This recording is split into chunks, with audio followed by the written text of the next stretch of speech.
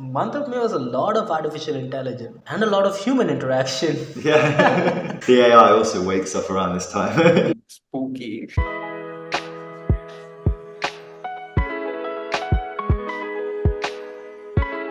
Welcome to another edition of Student Diaries, and let's get straight into it because this month we have a lot of stuff going on. And this time we had the future of AI, which was a lot of interesting topics we discussed about, and I'd recommend you watching it on YouTube if in case you missed it. And then we had another event known as Metamersion, and I think there's someone more qualified to explain what it really is. My name is Johannes Stelzer and I'm a senior AI scientist at the Immersive AI Systems Group. Metamersion is an art science exhibition that we run here at the Champalimaud warehouse and create an environment that kind of looks a bit into the future of what this place will become, where we develop all kinds of new forms of new therapies, digital therapies, and immersion spaces such as one of them. Yeah, well, one that is really close to my heart is psychoactive surface, and you can think of the psychoactive surface as a digital psychedelic, meaning it is an immersion space, and if you enter this space, it has the capacity of altering your state of mind, like a psychedelic has, but it's digital. The way that it works, it uses generative visuals, and we've explored this psychoactive surface during Metamersion for various activities like concerts, for instance, with musicians. We also used it for dance performances. Metamersion is a place where we make these experiences accessible to the general public. And the general public could come and get a feel and understand something about this technology, understand something about our approach, understand something also about our science that is something that would be much harder to communicate by words. So we communicate by experience. And on the last day of the Metamersion event, some kids were invited to take part and look at the exhibits, and that was through the initiative called Science on the Walls. Now to explain that, and I think it's a really cool initiative, is Rory. You guys got in kids to the Metamersion event, but how was that overall experience for you? Yeah, it was great. We've been now working with the same kind of roughly the same group of kids. Over 3 years now. Like many of them didn't know almost anything about AI coming into it, but we were super lucky. We had an amazing workshop done by Joana Carmona and Ildefonso, kind of like introducing some of these topics. Oh, and Mahmoud also helped with it, and that was a really nice preset for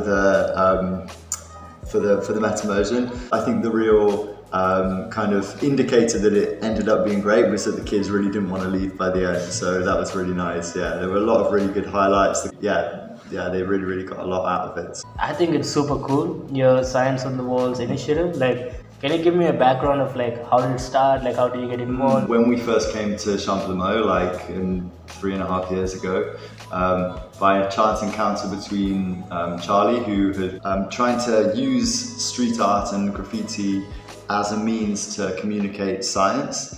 Because I think some context here is like Lisbon in general has a lot of street art. And it's something which is parallel to our hometown of Bristol, which is also a big street art hub. And then so Joao Cruz, who like CCU legend, shout out Joao, came to Charlie on the first week and said, "Hey, I've seen you do some street art. I have this links to this neighborhood, Cova de Moura, which is a community on the outskirts of Lisbon in Amadora, and it's an amazing, vibrant place, and we've kind of been trying to build bridges between that neighbourhood and our community ourselves as a kind of cultural exchange. So it's a collaboration between ourselves and the artists and community kind of leaders and children of Cova de Moura. You know, I truly believe that it's completely a two-way learning process, right? We can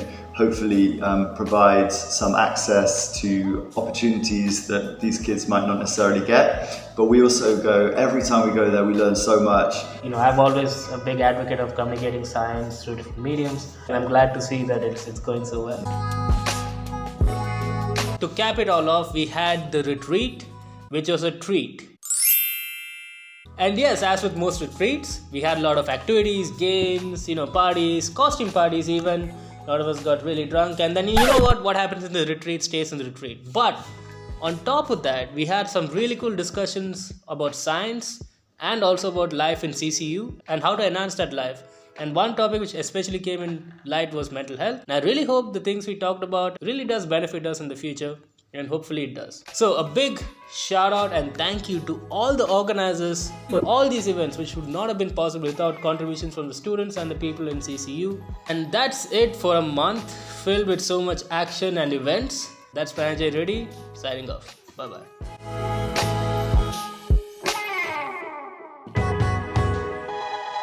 I'm just one member of the larger community of Science on the Walls. There's a bunch of 60 people who've helped, but really specifically organisers as well that are completely instrumental to this would be João, Catarina Ramos, Charlie Rocha obviously, Tom Mullen, Violetta Lafranca, Clusia Manuel, Margarita Cayo, Juliana Lafranca, and very important partners like Ray's, so Caterina Miranda, Denise Camacho as well. I also wanted to add a very big thanks to our partners in the neighbourhood itself.